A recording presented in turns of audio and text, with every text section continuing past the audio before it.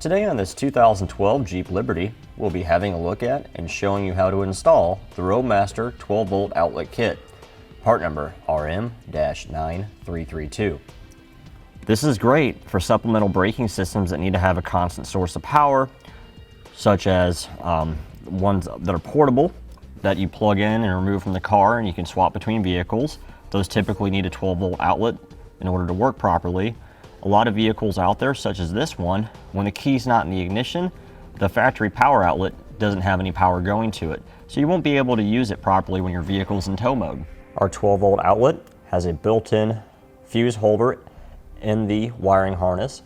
It already has a fuse pre-installed. This is great, so if you have an overload situation, you don't want to worry about your wires getting overheated and potentially causing an electrical fire. The fuse will blow, protecting your device and your vehicle. We have a 20 amp fuse inside of our fuse holder. What that will allow us to do is plug in most accessories that are rated for up to 20 amps, so we don't have to worry about not having enough power in order to run them properly. We have a 5-foot wiring harness from the end of the outlet to our fuse holder and our negative side of the terminal is. This gives us adequate distance to get to either a fuse box or a vehicle's battery. The kit comes with a mounting bracket so we can locate our socket in any location which is convenient for us.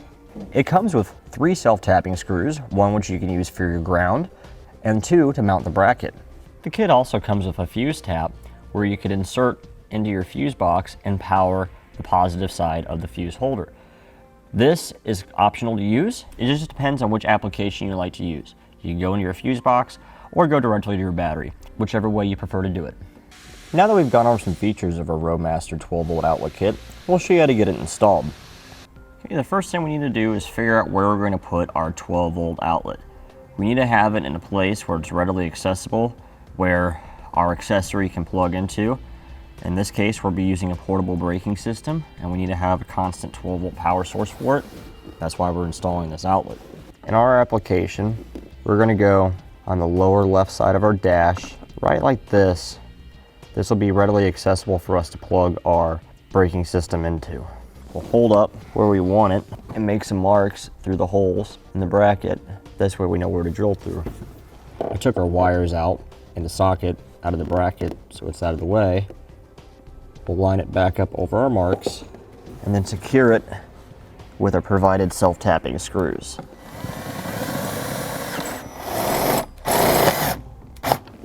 We'll now feed our wires through the socket. Now we find ourselves underneath the hood on the driver's side, right next to our brake booster and master cylinder. There's a grommet that we have some wires passing through already for our towed vehicle braking system. If your vehicle has a manual transmission, this grommet won't be in place because that is where your clutch master cylinder will be bolted to. But since ours is automatic, we have this grommet. We can just grab the grommet, pull it back, and out of the way. And now we'll pass our wires through the firewall, through this hole from the inside. Now we'll pull the slack out. Now we can reinstall our grommet. In our case, we already had cut ours to pass wires through for our flat toe setup. If not, you will need to put a slit in it so you have room for the wires to pass through.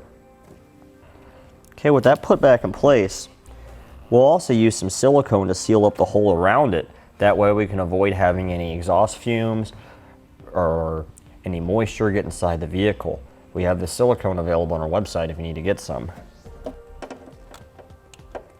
Now on the ends of our wires, the one here with the fuse holder, this is our positive lead. It has a spade connector on it.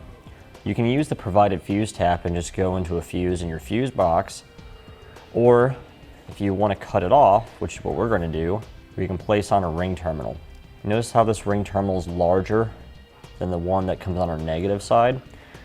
We'll want to replace this one here too, because this one will go to our negative terminal on our battery, but is too small to fit over the stud. These are 14 to 16 gauge ring terminals with a 1/4 inch diameter opening. We have these available on our website. So we'll cut off both of the terminals, strip out the wires from both ends, place on our replacement terminals, crimp it down. We'll do our positive first. That's the one with the fuse holder.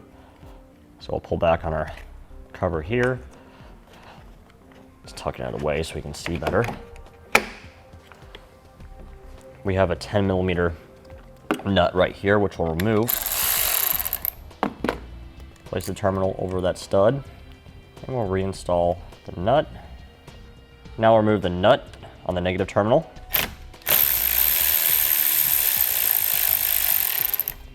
Place the ring terminal on, and tighten it back down. Now we'll just tuck our wires down to the side of our battery. That way they're out of the way and won't pose an issue for any servicing that needs to be done to the vehicle in the future. And we'll bundle them up with a couple zip ties.